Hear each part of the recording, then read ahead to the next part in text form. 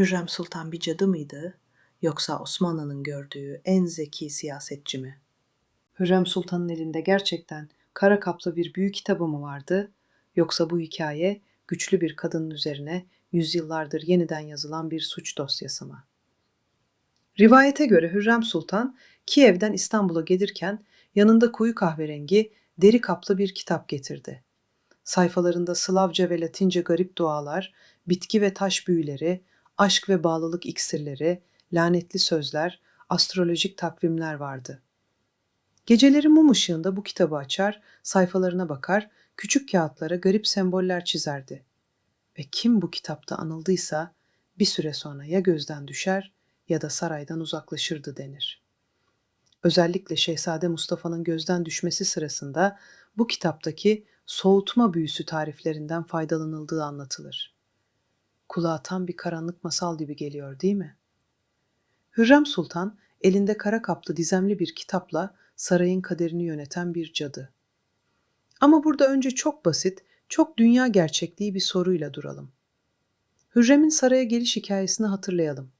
O gayet konforlu bir yolculukla yanına kitabını alıp İstanbul'a taşınmış bir prenses değildi. Kırım Tatar akınları sırasında kaçırılan, zincirlenip Karadeniz üzerinden köle pazarlarına götürülen bir esirdi. Bu koşulda gerçekten şöyle bir sahne mümkün mü? Durun bir dakika. Beni kaçırıyorsunuz ama ben odamdan şu koyu kahverengi deri kaplı büyük kitabımı da alayım. Onsuz yapamam. Hem baskın, hem yağma, hem esaret, üstüne üstlük satışa çıkarılacak bir köle. Böyle bir ortamda kimsenin kişisel eşyalarını özenle paketleyip yanına alması zaten pratikte imkansız. Köle pazarlarında esirlerin üzerindeki en küçük değerli eşya bile toplanırken Hürrem'in eline sıkı sıkı tuttuğu, üstelik deri kaplı, dikkat çekici bir kitabı kimse fark etmeyecek, öyle mi? Rivayet daha ilk adımda en basit lojistik soruda tökezliyor. Bu noktayı cebimize koyalım ve devam edelim. Hürrem Sultan'ın hikayesine baktığımızda karşımıza önce cadı değil, çok net bir siyasi aktör çıkıyor. Köle olarak girdiği sarayda önce gözde oluyor, ardından nikahlı eş, sonra da hanedan politikasının merkezine oturuyor. Yabancı elçiler raporlarında adını geçiriyor. Avrupa saraylarıyla mektuplaşıyor, vakıflar kuruyor, vezirlerle ve saray ağalarıyla ittifaklar kuruyor. Yani bu kadın tesadüfen güç sahibi olmuş biri değil. Adım adım, hesaplayarak, risk alarak ilerlemiş bir oyuncu. Tam da bu yüzden onu sevmeyenler için çok kullanışlı bir yol çıkıyor ortaya. Bu kadar gücü akıl, diplomasi ve siyasetle açıklamak zor. Onun yerine padişahı büyüledi, kara kitapla herkesi etkiledi demek çok daha kolay. Kara kitap rivayeti işte tam bu noktada devreye giriyor. Hürrem'in elinde gerçekten bir defter olsa da olmasa da ona yakıştırılan şey şu: bu kadın normal yollarla güçlü olamaz. Mutlaka gizli bir kitabı, karanlık bir bildisi vardır. Oysa Osmanlı dünyasında büyü, tılsım, muska, yıldız falı sadece Hürrem'e özgü değildi. Bunu biliyoruz. Büyü ve tılsım inancını inceleyen çalışmalar, saray çevresinden sıradan şehir halkına kadar pek çok kişinin muska taşıdığını, tılsımlı gömlek giydiğini, müneccimlerden yardım aldığını gösteriyor. Padişah için yazılan tılsımlı dualar, savaş öncesi bakılan yıldıznameler, nazara karşı asılan muska ve vefkler. Bunlar dönemin normal inanç dünyasının parçaları. Şimdi soruyu tersten soralım. Aynı pratikleri erkekler yaptığında bunun adı ne oluyor? Hikmet, tedbir, kaderi okumak. Aynı şey Hürrem'e yakıştırıldığında ne oluyor? Kara büyü, cadılık, lanetli kitap. Yani mesele çoğu zaman büyünün kendisi değil, bu pratikleri kimin yaptığı ve onun hakkında nasıl konuşmak istediğimiz. Kara Kitap rivayetinin etrafında dolaşan yazarlara ve metinlere baktığımızda da benzer bir tablo görüyoruz. Harem ve Hürrem Sultan üzerine çalışan bazı tarihçiler, dönem yazarlarının anlattığı söylentileri aktarırken bunların erkek kalemlerin Hürrem'i karalamak için kullandığı dil olduğuna dikkat çeker. Daha eski tarihçilerse olayı renkli bir hikaye gibi anlatır. Süslemeyi, gizemi, egzotik olanı severler. Onları okurken her cümleyi arşiv belgesi gibi almak zaten baştan hatalıdır.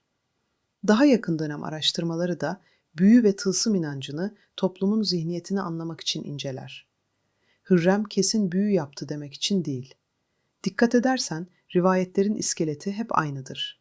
Kiev'den gelen yabancı kadın, yanında anlamını kimsenin bilmediği Slavca ve Latince dualarla dolu bir kitap getirir. Bu kitapta aşk büyüleri, soğutma ritüelleri, lanet duaları, astrolojik takvimler vardır. Hürrem, geceleri mum ışığında bu kitabı açar, garip semboller çizer. Şehzade Mustafa'nın gözden düşme sürecinde de bu tarifler devreye girer. Hürrem öldükten sonra kitap esrarengiz biçimde kaybolur. Kimine göre Topkapı'nın gizli arşivindedir, kimine göre Venedik'te bir koleksiyoncunun kasasında saklanıyordur.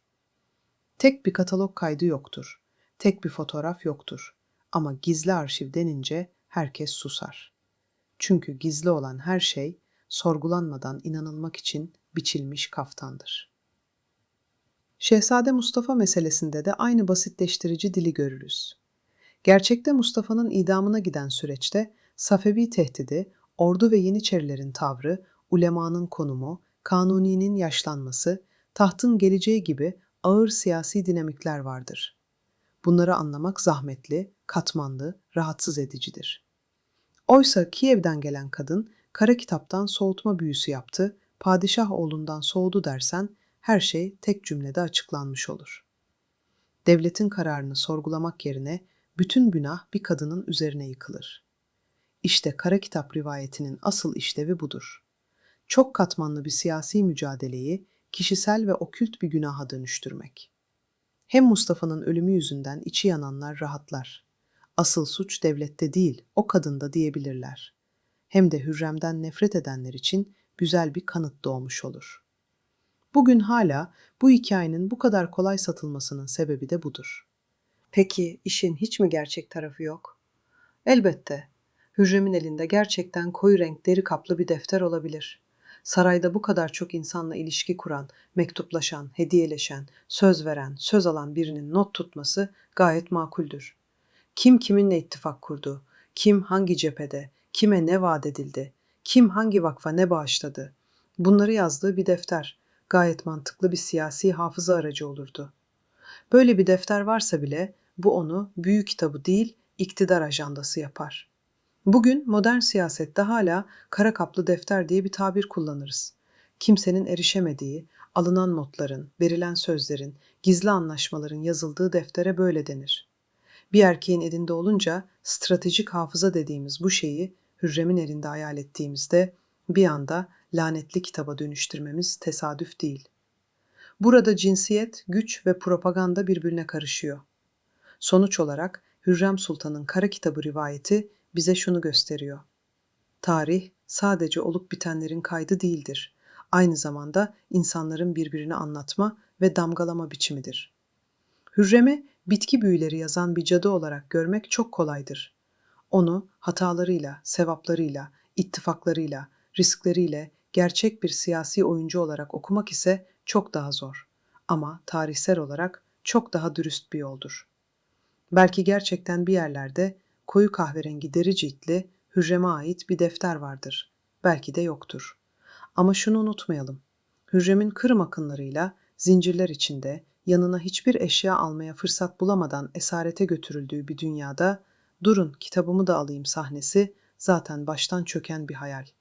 Asıl kara kitap büyük ihtimalle onun elinde değil. Onu yüzyıllardır büyücü kadın diye anlatarak rahatlayanların zihinlerinde duruyor. Biz de bu rivayeti tam da bu yüzden büyülü bir masal olarak değil, güçlü bir kadını itibarsızlaştırmanın en eski yöntemlerinden biri olarak okuyacağız. Peki sen bu konuda ne düşünüyorsun? Fikrini yorumlarda benimle paylaşırsan çok mutlu olurum. Buraya kadar dinlediğin için teşekkür ederim. Bir sonraki videoda görüşmek üzere.